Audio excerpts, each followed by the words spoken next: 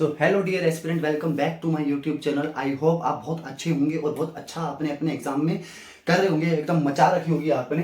तो आज का जो टॉपिक है वो हमारा वैदिक सिविलाइजेशन है। और वैदिक सिविलाइजेशन शुरू करने से पहले मैं आपके हाथ जोड़ के माफी मांगना चाहूंगा कि मेरे पास एक स्मार्ट बोर्ड नहीं है जिससे आपको इनकन्वीनियंस होती होगी यार, मुझे पता है।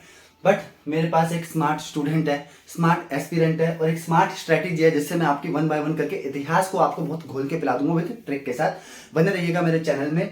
जो आज का हमारा टॉपिक है वैदिक सिविलाइजेशन है, मतलब वेदों की सिविलाइजेशन। अब मैंने आपको पहली वीडियो में पढ़ाया था इंडस वैली सिविलाइजेशन। करीब करीब 1750 बीसी में जो इंडस वैली सिविलाइजेशन है बिल्कुल समाप्त हो जाती है, खत्म हो जाती है। अब इसके पक्के जो प्रमाण है वो नहीं मिलते। कुछ लोग कहते हैं, कुछ माइथोलॉजी के अकॉर्डिंग जो इंद्र भगवान है, जो गॉड ऑफ रेन है, उनका जो श्राप था, इतनी तेज भयंकर बारिश आई थी, इतनी बिजलियां कड़की थी, तो जो इंडस वैली सिविलाइजेशन थी बिल्कुल रातों रात गायब हो गई थी। ये हमारी हिंदू माइथोलॉजी के अकॉर्डिंग है। अदर अदर माइथोलॉजी कुछ और कहती है, बट हमें इस माइथोलॉजी को चर्चा नहीं करना, हमें इतिहास के बारे में चर्चा करना है जो हमारे एग्जाम से रिलेवेंट है। तो जो वैदिक सिविलाइजेशन है, करीब 1500 बीसी में यहाँ पर जो एंट्री होती है, अभी वैदिक सिविलाइजेशन क्या है, इस वैदिक सिविलाइजेशन में जो एंट्री होगी वो होगी दी आर्यंस की। हमें यही पढ़ना है कि भाई इसमें होता क्या है,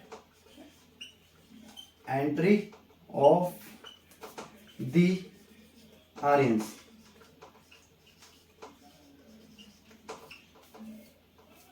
एंट्री ऑफ दी आर्यंस, भाई आर्यंस।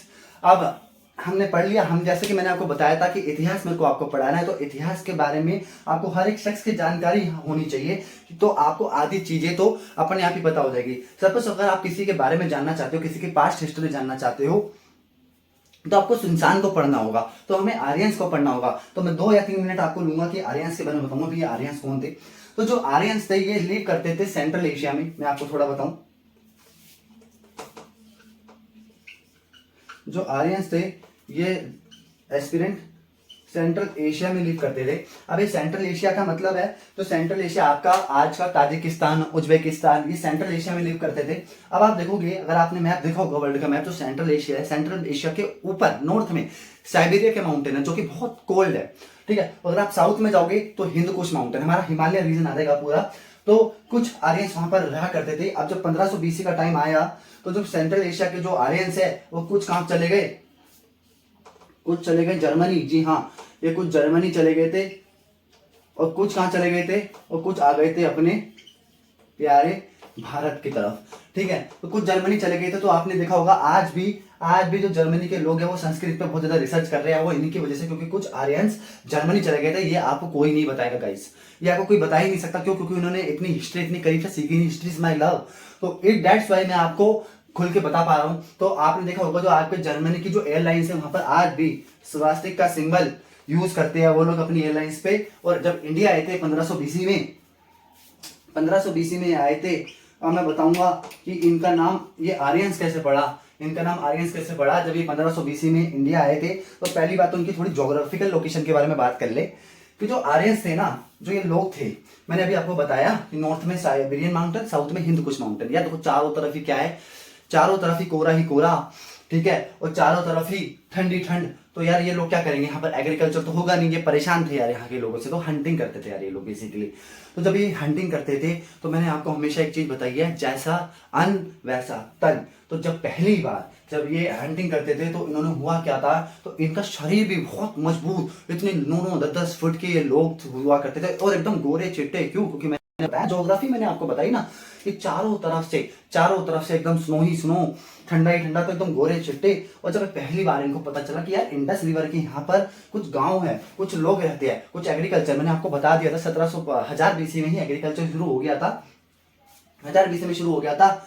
तो जब ये इनको देखा कि भाई यहाँ पर एग्रीकल्चर हो रहा है, इंडस वैली सिविलाइजेशन की यहाँ पर, इंडस वैली मतलब इंडस रिवर के यहाँ पर, मैंने आपको बताया था हड़प्पा पूरा शहर बसा हुआ है। तो हड़प्पन इंडस रिवर के आगे जब देखा कि भाई यहाँ तो बहुत मस्त जगह है, भाई यहाँ तो पूरा ही हरा भरा है, हम तो कहाँ रह रहे थे। तो जब ये लोग आए, और जब ये लोग आए इंडिया में, जब ये एंटर करते हैं तो बहुत मस्त ये घोड़े वोड़े पे एकदम आते हैं, इनके जानवर भी, इनकी हंटिंग करते थे ना यार। तो जो हमारे जो लोग हुआ करते थे, जो हमारे इंडिया के जो लोग थे, वो बेचारे आपको पता होगा डस्की, जैसे कि बहुत लोग हुआ करते हैं इंडिया में गाँव, तो ये जो डस्की लोग हुआ करते थे। तो जब देखा यार, आप खुद बताओ यार, अगर आपके सामने कोई नॉन स्ट्रीट का बंदा आ गया बढ़िया तरीके से, यार बोलोगे भाई कौन आ गया, आप सबसे पहले शुद्ध बुद्धि खोदोगे, भाई ये आ कौन गया, मेरे सामने कौन आ गए। तो हमारे जो इंडिया के प्यारे भोले भाले जो लोग हैं उनको देख के भाई कहते हैं अरे भाई ये आप कौन आ गए, ऐसा लग रहा था कि आप भगवान साक्षात प्रकट हो गए, क्योंकि उन्होंने भगवान का तो कभी देखा नहीं, प्रेयर एक सीधा सा माध्यम था। तो भाई देखते हैं कि ये भगवान आ गए, तो दैट्स वाई जो इंडिया के जो लोग हैं इनको नाम देते हैं कि आप सर्वश्रेष्ठ हो, आप आर्यंस हो, आप आर्य हो, और हम 10 यू है, हम क्या है 10 यू है। तो जो आर्यंस थे इनको हम लोगों ने ही नाम दिया था, भारत के प्यारे भोले भाले निवासियों ने इनको नाम दिया था कि आप आर्यंस हो, आप सर्वश्रेष्ठ हो, आप टॉप में हो। और जो हमें नाम दिया इन्होंने, ये 10 यू नाम दिया। क्या नाम दिया? 10 यू, जिससे निकल के आया दास। दैट्स वाई आर्यंस को टॉप पे रखा गया और जो हमारे लोग थे उनको ही दास रखा गया।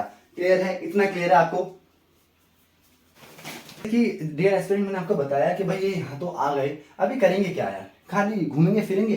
भाई पहले तो ये धीरे धीरे यहाँ पर ये रहने लगे, सिंधु नदी के किनारे रहने लगे। धीरे धीरे इनको पता चला कि भाई आगे और भी बहुत ज्यादा एक्सप्लोर करने की जगह है, तो गंगा वैली के धीरे धीरे किनारे यहाँ पर आ गए थे। अभी करेंगे क्या यार, अब ऐसे ही रहेंगे, ये बस इनको जगह मिल गई है, झुग्गी झोपड़ी अपनी जो भी है बना लेंगे, नहीं। अब क्या करते हैं ये लोग, आर्यंस आने के बाद ये क्या करते हैं, they create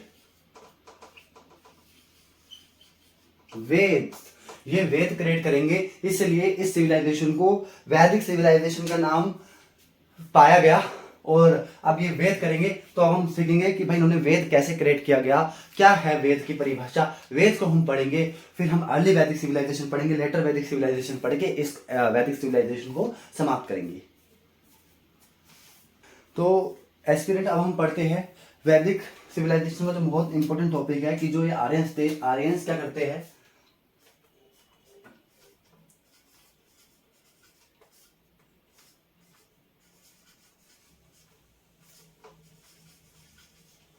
Aryans Veda create करते हैं।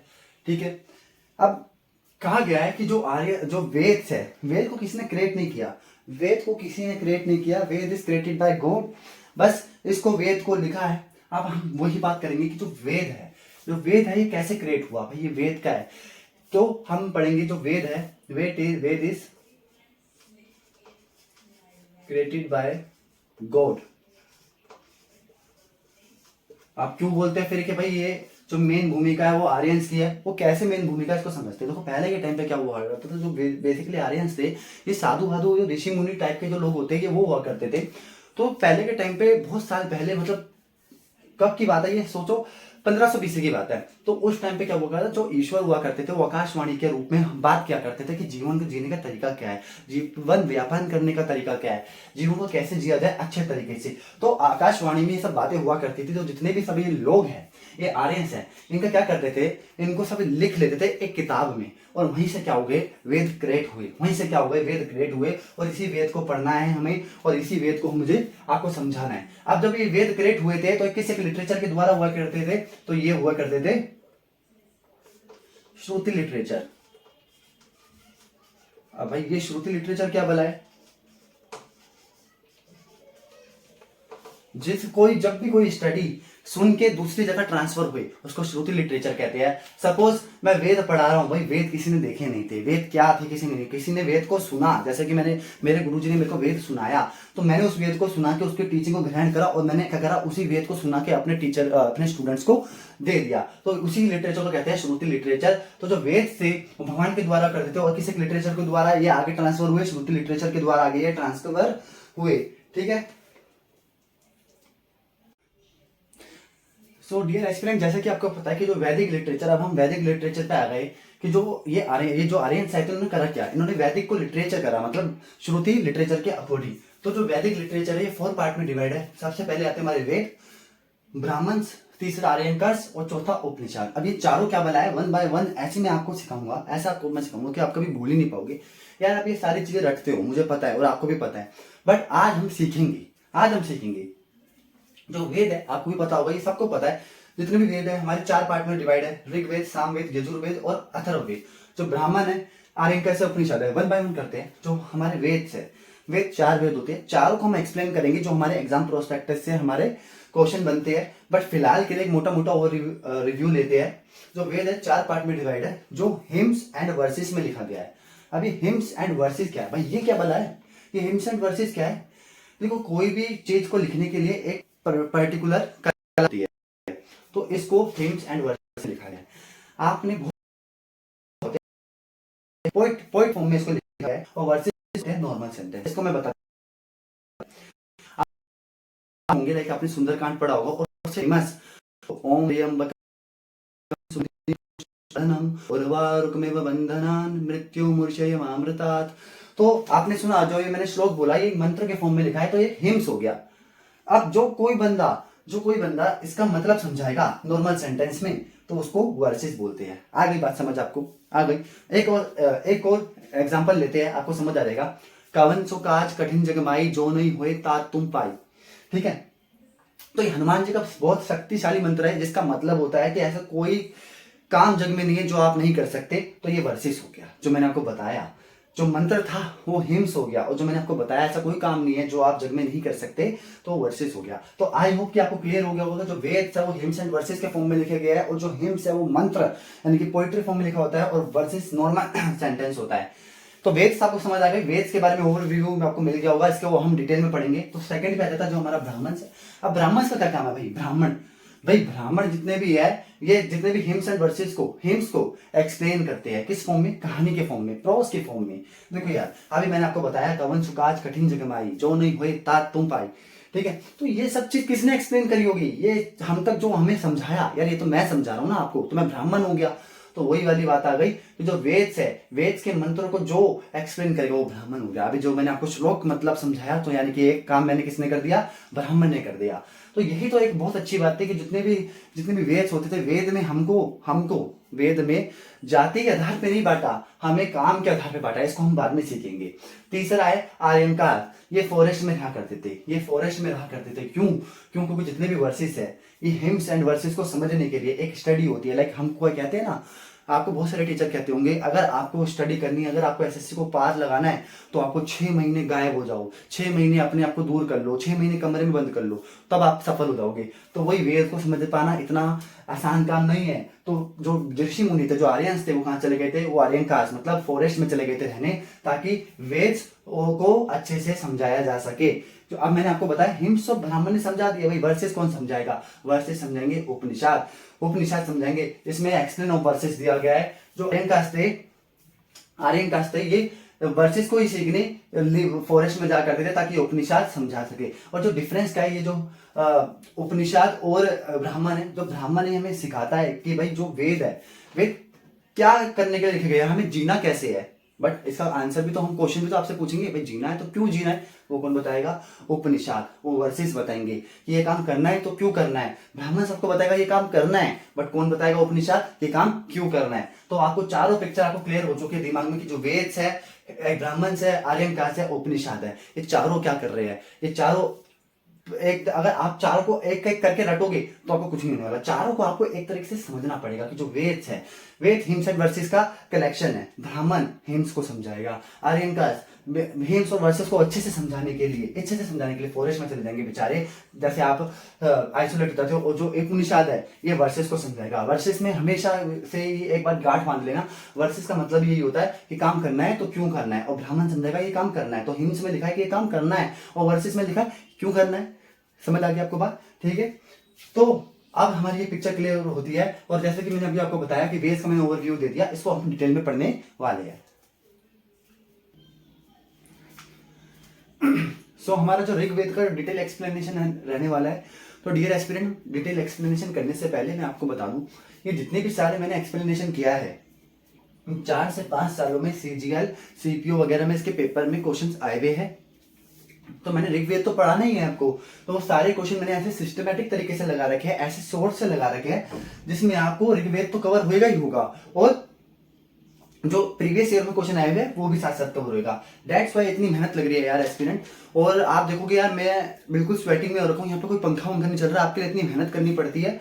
तो प्लीज यार लाइक कर सब्सक्राइब कर दो यार, आपका कुछ नहीं जाएगा, हमारी मेहनत वसूल हो जाएगी।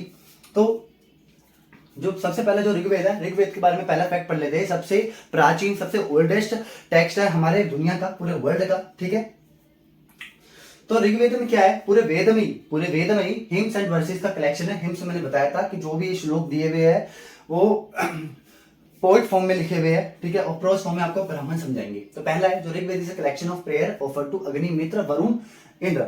जो ऋग्वेद है वो is a collection of prayer, मतलब इसमें सारी प्रार्थना लिखी हुई है जिसको 4 इंपॉर्टेंट गॉड है ऋग्वेद के अकॉर्डिंग, अग्नि, मित्र, वरुण और इंद्र। और इंद्र तो मोस्ट इंपॉर्टेंट गॉड रहे अकॉर्डिंग टू द ऋग्वेद, और इसका क्वेश्चन छपा हुआ है पिछले आज से 3 साल पहले एसएससी सीजीएल में। तो अगर क्वेश्चन आएगा कि भाई मोस्ट इंपॉर्टेंट गॉड कौन है अकॉर्डिंग टू द ऋग्वेद, तो इंद्र। ओके, तो 1028 हिम्स है और 10,500 वर्सेस है, और ये 10 मंडल में बटा हुआ है। अभी मंडल क्या है, जरा मंडल समझो आप। मैंने आपको बताया था कि जब भगवान आपस में बात करते थे आकाशवाणी के रूप में, तो जितने भी आर्यंस है सब एक के बाद एक बुक में हर एक चीज को लिखते गए। तो ऐसे करते करते करते 10 बुक बनी, और 10 बुक में अलग अलग कुछ चीज लिखी गई। उसी को क्या बोला गया, मंडल। उसी को मंडल बोला गया। तो यानी कि ये बुक नहीं बोलेंगे, इसको बोलेंगे एक मंडल, दूसरा मंडल, तीसरा मंडल, ऐसे करते करते 10 मंडल है। तो यानी कि 1028 हिम है और 10,500 वर्सेस है, और ये 10 मंडल में डिवाइडेड है। तो जो 6 मंडल है 2 से लेकर 7 तक, इसको गोत्र बोला गया है, जिसका कुल ग्रंथ नाम है। ये भी बहुत मोस्ट इंपोर्टेंट है क्योंकि आपके एग्जाम प्रोस्पेक्टस से। और जो फर्स्ट एंड 10th मंडल है ये बाद में ऐड किया गया है, और ये मोस्ट इंपोर्टेंट है, इस पर तो टिक कर लो क्योंकि पेपर में बहुत बारी रिपीट हुआ है कि बताओ कौन सा मंडल बाद में ऐड किया गया। तो फर्स्ट एंड 10th, और जिसमें से 10th मंडल बहुत ज्यादा इंपॉर्टेंट है। ठीक है जी। तो जो 10th मंडल है, 10th मंडल में जो आपका फेमस पुरुष सूक्त है ये आपका लिखा गया है। अभी पुरुष सूक्त क्या है, इसके बारे में देखो। ये एक वन सिस्टम है, ये एक वन सिस्टम है जो आपको, ये एक वन सिस्टम है जो आपको पुरुष सूक्त में मिला हुआ है। इसलिए मोस्ट इंपोर्टेंट है कि बताओ 10th मंडल में कौन सा फेमस सूक्त डला हुआ है, या 10th मंडल में कौन सा ऐसी चीज है जो बहुत फेमस है। तो पुरुष सूक्त क्यों, क्योंकि ये according to the one system है। अब आप कहोगे यार कि भाई ऋग्वेद में भी वन सिस्टम चल रहा था, भाई ऋग्वेद में भी जाति प्रथा चल रही थी। तो नहीं भाई, मैंने आपको पहले भी बताया था कि ऋग्वेद में वन सिस्टम ऐसा कुछ था नहीं। ये जो आज का वन सिस्टम है ये जाति के आधार पर है, ये जाति के आधार पर है। लाइक भाई तू एससी, तू एसटी, तू ईडब्ल्यूएस और तू ओबीसी या जनरल। बट पहले के टाइम पे ऐसा नहीं हुआ करता था। भाई ऋग्वेद में तो बहुत बड़ी बड़ी बातें की गई है कि जो ब्राह्मण से मुख, जो ब्रह्मा के मुख से निकला वो ब्राह्मण, जो भुजाओं से निकला वो क्षत्रिय है। ऐसी ऐसी बातें ली गई है जो कि काम के अकॉर्डिंग, जो काम से, जो ऑक्यूपेशन के आधार पे वन बताता है। जैसे कि पहले के टाइम पे होता था, अकॉर्डिंग टू द ऋग्वेद कहता है, मैं नहीं कह रहा, कि जो बोलने का काम, जो पढ़ाने का काम करता था उसको ब्राह्मण का टैग दिया जाता था। ठीक है, जो युद्ध करता था उसको क्षत्रिय का टैग दिया जाता था। जो बिजनेसमैन था, जो लेबर क्लास वर्ग था, उसको शूद्र कहा जाता था। ठीक है, तो मैंने आपको क्या बताया कि पुरुष सूक्त है, इसलिए बहुत इंपॉर्टेंट है। क्यों, क्योंकि इसका एक अलग आज चलन चला हुआ है वन सिस्टम। रेसिटेड बाय होत्री। अभी रेसिटेड क्या है, तो हर एक वेद को किसी ना किसी द्वारा पढ़ा गया है। तो इसको जो ऋग्वेद को पढ़ा है वो पढ़ा है होत्री ने। ठीक है, होत्री ने। एंड ओल्डेस्ट टेक्स्ट है, आपको पता है, मैंने आपको पहले बता दिया। जो थर्ड मंडल है इसके अंदर फेमस गायत्री मंत्र ऐड किया गया है। ठीक है, थर्ड मंडल के अंदर गायत्री मंत्र है। 7th मंडल के अंदर दशरजीव वॉर है। दशरजीव वॉर मोस्ट इंपोर्टेंट वॉर है ऋग्वेद की।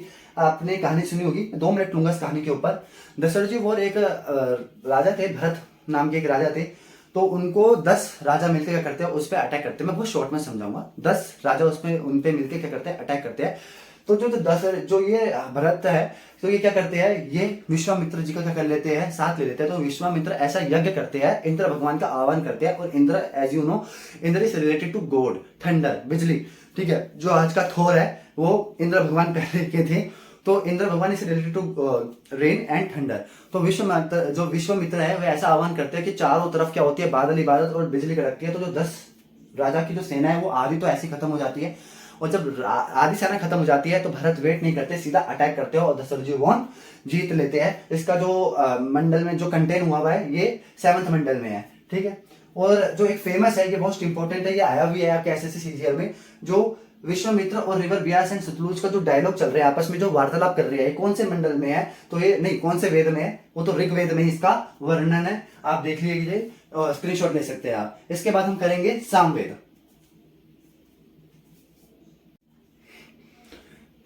तो second Veda we have Samaveda. अभी सामवेद क्या है यार, इसको आप समझना, प्लीज रटना मत, आप मेरे साथ रहना, मैं आपको समझाऊंगा। मैंने भी आपको बताया था कि ऋग्वेद में, सारे वेद में क्या है, हिम्स एंड वर्सेस है। ऋग्वेद में मैंने बताया कि हिम्स वगैरह है, श्लोक वगैरह है। ठीक है, भगवान को प्रेयर करने का सारे भी जितने कलेक्शन उसमें लिखा हुआ है। यार जितने भी सारे श्लोक है, अब वो पढ़ेंगे कैसे आप, जैसे कि मैंने आपको बताया मैंने एक श्लोक अभी बोला था, ओम त्र्यंबकम यजामहे सुगंधिम पुष्टिवर्धनम उर्वारुकमिव बंधनान मृत्युर्मुक्षयमामृतात्। यार देखो, ये मैंने पूरे सीक्वेंस में पढ़ा, ठीक है। क्या मुझे किसने पढ़ाया, क्या मैंने कहीं से सीखा? हाँ, यूट्यूब से सीखा है, वो अलग बात है, बट यूट्यूब से किसने सीखा? और आप कहोगे ब्राह्मण ने, ब्राह्मण ने किससे सीखा? अब आप कहोगे इससे, तो जो एक लास्ट पीढ़ी है कि भाई हाँ हमने ये चीज यहां से सीखा, तो वो है सामवेद। बस इतनी सी बात है। हाँ, सामवेद, सामवेद आपको सिखाता है कि मंत्रों का उच्चारण कैसे होना चाहिए। यार मंत्रों का उच्चारण बहुत इंपॉर्टेंट है। अगर आप मंत्रों का उच्चारण ढंग से नहीं कर रहे तो पता चले आप किसी का मंत्र कर रहे हो और आप पर कट कौन गया। तो जोक्स अपार्ट, तो मंत्रों का उच्चारण इतना ही बहुत इंपॉर्टेंट होता है, ठीक है। तो पहला जो पॉइंट बनता है बुक ऑफ चैंट, ये हमें सिखाता है कि हमें चैंट कैसे करना है, पढ़ना कैसे है। तो मंत्रों का उच्चारण कैसे करना है ये हमें कौन सिखाएगा? सामवेद। क्योंकि आप ऋग्वेद पढ़ के आ चुके हो, आपको रटना नहीं है यार। ऋग्वेद में आपको पढ़ के आ चुके हो, आपको भगवान की प्रेयर हिम्स एंड वर्सेस दिया हुआ है। अब हिम्स एंड वर्सेस श्लोक क्योंकि पढ़ेगा कैसे, पढ़ेंगे कैसे? तो भाई सामवेद यानी कि जो मैंने आपको बताया था कि जो वेद्स है, वेद्स में हमें हिम्स का एक्सप्लेनेशन मिलेगा, सॉरी वेद्स में हिम्स एंड वर्सेस का एक्सप्लेनेशन मिलेगा और ब्राह्मण उसको समझाएगा। तो ब्राह्मण ब्राह्मण कैसे समझाएगा? तो ब्राह्मण उसके लिए पहले ऋग्वेद भी पढ़ेगा, सामवेद भी पढ़ेगा, अथर्व यजुर्वेद चारों पढ़ेगा और तब जाके ब्राह्मण क्या करेगा, उसको वेदों को समझाएगा। तो वो सेकंड पार्ट था। तो ब्राह्मण सामवेद को भी पढ़ेगा। तो बुक ऑफ चैंट, तो हमारे पास 1549 यानी कि 1549 वर्सेस है। 75 वर्सेस को छोड़ के बाकी सारे हमने ऋग्वेद से लिए गए हैं। ये बहुत इंपॉर्टेंट फैक्ट है। क्लासिकल म्यूजिक है भाई, क्लासिकल म्यूजिक एंड डांस, यहाँ पर मैं डांस लिखना भूल गया।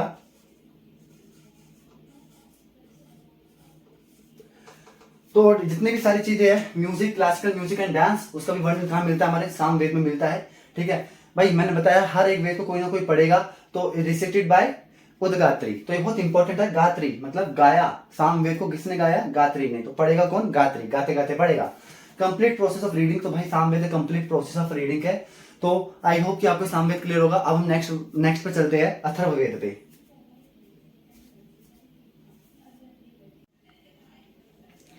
तो नेक्स्ट भी है अथर्ववेदा। मैंने अभी आपको बताया कि जो सामवेद क्या होता है, उसके बाद अथर्ववेद है। तो अथर्ववेदा बेसिकली क्या बताता है? ये बुक्स ऑफ मैजिकल फॉर्मूला, बहुत काम की बुक है यार। मैं तो कहूंगा कि अगर मैं चारों बुक में से अगर मैं कोई एक बुक चूज करना चाहूँ तो मैं ये वाली बुक चूज करूंगा, क्योंकि ये बहुत इंपॉर्टेंट बुक है हमारे लिए और बहुत अच्छी है। जो हमारा जो आज का साइंस है, तो उस टाइम का साइंस, मतलब आज का साइंस उस टाइम के इस अथर्ववेदा के बराबर है। बराबर में नहीं कह सकता कि भाई साइंस तो हमारा कुछ है ही नहीं, मतलब कुछ है ही 1% है इस बुक के आगे। तो बुक ऑफ मैजिकल फॉर्मूला है ये। सारे जितनी मैजिकल जादू टोनो वगैरह की सब चीजें वो उसके अंदर लिखी गई है। एविल एंड डिसीज मैंने बताया, जादू टोनो की सारी चीज, बीमारियों की सारी चीज इसके अंदर लिखी है। तंत्र मंत्र के इसके अंदर सारी चीज लिखी हुई है। कलेक्शन ऑफ 20 खंड, ये 20 खंडों का समूह है। ये पूरी जो बुक है, ये पूरा वेद 20 खंडों में बटा हुआ है। अभी 20 खंड क्या होते हैं तो जैसे कि पहले पार्ट में क्या हो गया? डिसीज हो गया, ठीक है। फोर्थ पार्ट में क्या हो गया? तंत्र मंत्र हो गया। तो ऐसे करते करते 20 पार्ट में बटा है और 20 पार्ट में अलग अलग चीजें लिखी हुई है। Description of plant and medicine यानी कि जड़ी बूटियां, देखियो जड़ी बूटियां भी इसके अंदर शामिल है इस वेद के अंदर। यानी कि पहले के टाइम पे जो जितने भी सारे कलाकार हुआ करते थे, ऋषि मुनि सिर्फ नाव पकड़ के आपकी बीमारी बता देते थे, तो वो अथर्ववेद के ही कारण था। बट आज साइंस में इतनी तरक्की कर ली है और लोगों को इतना पागल बना दिया है कि अगर आप जाओगे हॉस्पिटल तो आपका जो बीमारी नहीं होगी वो बीमारी भी आपकी निकाल देंगे और लंबा चौड़ा बिल बना के एक मिडिल क्लास फैमिली के लोगों को दिखा देंगे, ठीक है। तो सीखो अपना वेद से कि वेद कितना आगे है और आगे रहेगा। अब क्वेश्चन ये आता है कि मैं थोड़ा इससे जाऊंगा और किसी एक टॉपिक पे आऊंगा कि ये सारा जितना वेद इतना इंपॉर्टेंट है, गायब कैसे हो गया? सोचो बिकॉज ऑफ ब्रिटिश ने इसको क्या कर दिया, गायब करने की बहुत कोशिश करी। अब धीरे धीरे हमारा जो वेद है, एस्ट्रोलॉजी है, ये बहुत ज्यादा प्रचलन हो चुका है और धीरे धीरे सामने आ रहा है। खैर, सभा एंड समिति जो टोटल है प्रजापति के, इसका उल्लेख किसमें है? वो भी हमारे अथर्ववेद में है। रिसिटेड बाय ब्राह्मण, इसको ब्राह्मण ने रिसिटेड करा है। और जितने भी मैंने स्टार मार रखे टिमटिमाते हुए तारे नहीं है बेटा भाई साहब, ये सब पेपर में आ रखे हैं। आपके मोस्ट इंपॉर्टेंट क्वेश्चन है, मैंने आपको बता दिया कि मैं आपको उसको डिटेल में बताऊंगा भी और आपके इंपॉर्टेंट क्वेश्चन लगवाऊंगा भी। समझ आ गया? ताकि आप स्क्रीनशॉट लेके यहीं से अथर्ववेदा भी लर्न करो और इंपॉर्टेंट क्वेश्चन भी यहीं से एक बार रिवाइज करो, लर्न करो, ठीक है। तो next we have Yajurveda.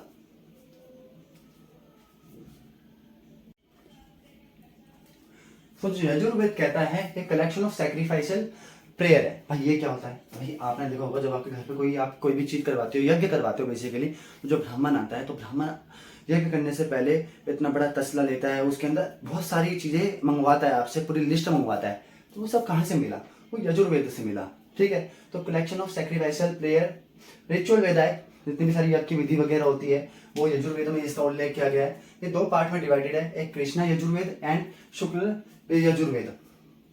Basically ये यजुर्वेद है, उसको दो बार ही लिखा गया है, एक कृष्ण वेद जिसको ढंग से नहीं लिखा गया, और शुक्ल यजुर्वेद का मतलब है इसको बहुत अच्छे से ऑर्गेनाइज तरीके से लिखा गया है। तो रेसिटेड बाय अधवार्यु, और मैंने आपको बता दिया यजुर मतलब जरूर पढ़ना है, अधवार्यु मतलब आधा नहीं छोड़ना। और मैंने आपको बताया था ऋग्वेद का, मैंने आपको नहीं बताया था, चलो मैं बता देता हूँ ऋग्वेद की भी ट्रिक। जो ऋग्वेद को रेसिटेट कराओ होतरी नहीं, यानी कि ऋग्वेद इतना लंबा चौड़ा है तो किसी को भी देता है ओतरी, भाई दिमाग खराब हो जाएगा इतना सरफ करके, तो ओतरी होतरी। तो और मैंने उसका बता दिया था सामवेद का, सामवेद म्यूजिक से रिलेटेड था, उद्गात्री तो गाते गाते पढ़ेंगे, और अथर्ववेद का ब्राह्मण। ठीक है, तो ये थे आपके गाइस वेद। अब मैं आपको उपनिषद के बारे में भी थोड़ा, उपवेद के बारे में भी थोड़ा चर्चा कर लेता हूं।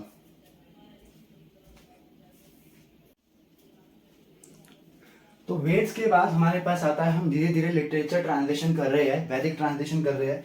जो 600 BC से 600 AD की बात में हमारे पास 6 वैदिक लिटरेचर है। ठीक है, जो कि ये हमारे पास है, ये हमारे पास स्मृति में है, ये हमारी स्मृति लिटरेचर के अंतर्गत आती है। मैं यहां पर लिख देता हूं,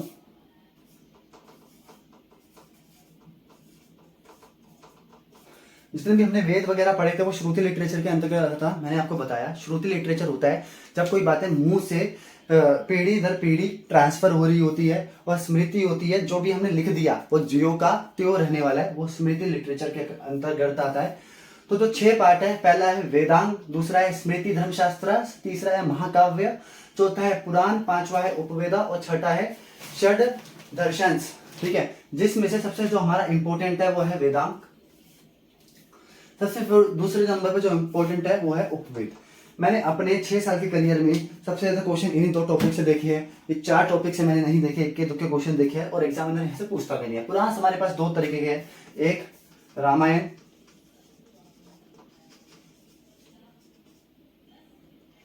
और एक है महाभारत।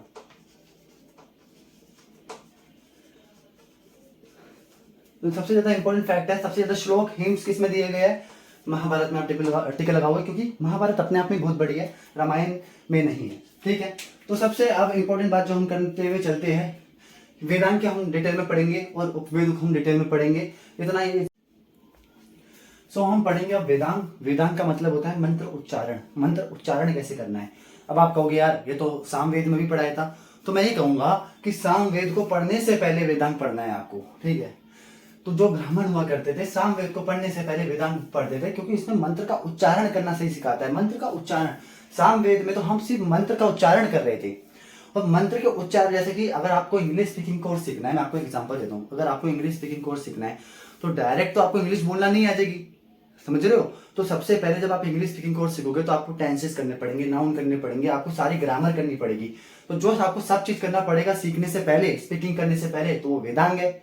और जो इंग्लिश स्पीकिंग, जब आप इंग्लिश फ्लुएंट बोलोगे तो वो सामवेद है। अब आपको समझ आ गया होगा, ये सब इंटरकनेक्टेड है। ठीक है, तो जितने भी सारे ब्राह्मण होते हैं वो सामवेद करने से पहले वेदांग करते हैं। अब वेदांग में है क्या? सबसे पहले आता है व्याकरण। अभी मैंने आपको बताया ना कि आपको इंग्लिश स्पीकिंग करने से पहले आपको ग्रामर सीखनी पड़ेगी, और ग्रामर में क्या है? व्याकरण। व्याकरण की जो ओल्डेस्ट बुक है वो अष्टाध्यायी है, बस इतना फैक्ट आपको याद रखना है। दूसरा शिक्षा, अगर अभी आपको इंग्लिश स्पीकिंग सीखना है तो व्याकरण तो सीखनी है, शिक्षा भी लेनी है। भाई आपको वर्ड भी ढंग से बोलने हैं। अगर आपको इंग्लिश स्पीकिंग आनी चाहिए तो आपको वर्ड में कमांड आनी चाहिए, फ्लुएंट तो इंग्लिश होनी चाहिए, तो उसके लिए आपको शिक्षा लेनी पड़ेगी, वर्ड अच्छे होने चाहिए। जैसे मेरा नाम योगेश है तो मैं योगेश बोलूंगा, योगेश नहीं बोलूंगा, तो समझ आ गया? तो शिक्षा लेना बहुत इंपॉर्टेंट है। तो ओल्डेस्ट इसकी बुक है, इसकी ओल्डेस्ट बुक है प्रतिशाख्या, समझ आ गया? तीसरा निरुक्ता। अब जब आपने ग्रामर सीख लिया, आपने वर्ड को बोलना सीख लिया, तो अब आप डेली इंग्लिश का न्यूज़पेपर पढ़ोगे, तो इंग्लिश के न्यूज़पेपर में बहुत सारे वर्ड ऐसे होंगे जिसको आपको नहीं पता होगा, तो आप कहाँ देखोगे? डिक्शनरी में। तो वैसे ही निरुक्ता। निरुक्ता क्या है? कलेक्शन ऑफ ऑल डिफिकल्ट वैदिक वर्ड। एक डिफिकल्ट वैदिक वर्ड, एक तरह से डिक्शनरी मान लो। 2 बुक है हमारे पास, एक निघांधु जो कि वर्ड कलेक्शन वर्ड है, इसमें सबसे ज्यादा वर्ड है, और दूसरा निरुक्ता जो ओल्डेस्ट डिक्शनरी है। ठीक है, अभी मैंने आपको बताया, तो आपको सिस्टमैटिक तरीका सीखना पड़ेगा। इंग्लिश स्पीकिंग सीखनी है तो आपको ग्रामर सीखना पड़ेगा, ग्रामर में भी आपको वर्ड ठीक आने पड़ेंगे। अब आप वर्ड ढूंढोगे, पढ़ोगे न्यूज़पेपर में, तो आपको वो कैप चाहिए तो वो निरुक्ता हो गया। अब आपके पास तीनों चीजें हैं, तो अब आप क्या करोगे, वर्ड बोलना सीखोगे, इंग्लिश बोलना सीखोगे, तो होगा छंद। छंद का मतलब लय ताल। अभी मैंने आपको एक मंत्र पढ़ के बताया था, तो वो मैंने एक मंत्र लय ताल में पढ़ा था, तो वो हो गया छंद, उसको हम बोलते हैं मैट्रिक। तो जब आप इंग्लिश स्पीकिंग करोगे, तो आप जब वर्ड सीखोगे, तो जब इंग्लिश स्पीकिंग करोगे तो आपको छंद होगा। ज्योतिष, ज्योतिष बहुत इंपॉर्टेंट है, क्योंकि जितने भी सारे मंत्र है, एक मंत्र ज्योतिष हमें बताता है कि कौन सा मंत्र जब हम कौन सी दशा में करेंगे, कौन सी तिथि में करेंगे, कौन से नक्षत्र में करेंगे, ये आपको ज्योतिष बताता है। उसका लाभदायक फल 10 गुना ज्यादा मिलेगा, ये ज्योतिष बताता है। कल्पा, कल्पा का मतलब होता है रिचुअल। अब जितनी भी सारे सिस्टमेटिक तरीके से मंत्र उच्चारण करना है, तो रिचुअल के साथ करना है। ऐसे नहीं कि ऐसे ही ओम भट स्वा कर दिया और आपका काम हो गया, नहीं, ऐसे नहीं होगा, बिल्कुल रिचुअल के साथ होगा। सुबह करना है तो कौन से रिचुअल लगेंगे, कौन सी सब चीजें लगेगी, ये हमें वेदांग सिखाता है। अब हम करेंगे दूसरा इसका जो पार्ट है उपवेद, और इसको को खत्म करेंगे हमारे इस चैप्टर को। So we have last topic of our day, Upaveda. Upaveda क्या है, तो उप का मतलब होता है अदर, वेद का मतलब होता है नॉलेज, ज्ञान। ऐसा ज्ञान जो दूसरों की सहायता के लिए बनाया गया, उसको बोलते हैं उपवेदा। समझ आ गया आपको। उपवेदा में जो सबसे पहला जो हमारा वेद आता है, वो होता है आयुर्वेद। आयुर्वेद मतलब रिलेटेड होता है मेडिसिन फॉर लॉन्ग लाइफ, यानी कि लंबी आयु के लिए मेडिसिन। आयु से आपको लाइन नहीं कर लेना, आयु मतलब आयु, और मेडिसिन मतलब लंबी उम्र के लिए। ये किससे एसोसिएटेड है, ऋग्वेद से एसोसिएटेड है। धनुर्वेद, धनुर्वेद रिलेटेड है आर्चरी से, और ये किससे एसोसिएटेड है, यजुर्वेद से। तो पहले का मैंने अभी आपको बताया, पहले के वेद के आगे आज का साइंस बिल्कुल कंप्लीटली फेल है। साइंस अब तरक्की कर रहा है डे बाय डे, बट हमारे वेदों ने, हमारे जन्मदाताओं ने, इस वेद ने बहुत पहले ही तरक्की कर ली थी। तो पहले बताया गया है, धनुर्वेद में बहुत अच्छे से बताया गया है कि मैं कैसे तीर छोड़ूं, किस लय में तीर छोड़ूं, किस हवा में तीर छोड़ूं, किस जगह पे तीर छोड़ूं जो एकदम टारगेट पे जाए। यानी कि जो सेंट्रीफ्यूगल फोर्स है, जो सारी फोर्सेस है, इसमें अच्छे से बताया गया है। देख रहे हो यार कि हमारे वेद में हमें प्राउड करना चाहिए कि हमारा जो वेद है किस प्रकार का ऐसा वेद है कि जो आज हमारा साइंस फेल करते हुए जा रहा है। कितनी भी साइंस पढ़ लो मेरे भाई, कितना भी बायोलॉजी पढ़ लो, फिजिक्स पढ़ लो, केमिस्ट्री पढ़ लो, इस वेद के आगे सब फेल है, सब फेल है। और जितने भी नासा के साइंटिस्ट, जितना तुम तेज समझते हो अपने आप को, हमारे वेद के आगे तुम फेल हो। अब मैं एक बात कहना चाहूंगा नासा के साइंटिस्ट को, तुम अब बना रहे हो प्लेन, तुम अब बना रहे हो सब चीज, हमारे तो टाइम पे ही पुष्पक विमान चलते थे, ठीक है। तो शिल्प वेद इज रिलेटेड टू एस्ट्रोलॉजी, तो अभी मैंने आपको बताया। और ये किससे रिलेटेड है, अथर्ववेद से। आपको मैंने अथर्ववेद में पहले ही बता दिया था कि तंत्र मंत्र विद्या है, ये सारे रिलेटेड किससे है, अथर्ववेद से। गंधर्ववेद इज रिलेटेड टू म्यूजिक, जितने भी मन बहलाने के साधन वगैरह हुआ करते थे वो गंधर्ववेद में लिखे है। और सामवेद में मैंने आपको बता दिया था क्लासिकल म्यूजिक एंड डांस का टेक्स्ट शामिल है, तो सामवेद। तो आज के लिए इतना ही। आई होप कि मेरा सेशन आपको अच्छा लगा होगा। नेक्स्ट सेशन में मैं आपके लिए अर्ली वैदिक पीरियड और लेटर वैदिक पीरियड लेके आऊंगा। जब तक के लिए आप मेरे चैनल पर बने रहिए। और यार बहुत मेहनत करता हूँ, बिना पंखे के मैं ये वीडियो बना रहा हूँ। प्लीज प्लीज यार इसको सब्सक्राइब कर दो और मेरी मेहनत को आगे लेके जाओ। ये इस छोटे से बोर्ड से स्मार्ट बोर्ड इसको बनवाओ। पहले जो मेरी यूट्यूब की इनकम आएगी वो मैं स्मार्ट बोर्ड ही लेके आऊंगा और कोई फालतू के खर्चे नहीं करूंगा, ठीक है। तो प्लीज यार सब्सक्राइब कर दो यार, तुम्हारा क्या ही जा रहा है और मेरा बहुत कुछ हो जाएगा इसमें। Thank you so much.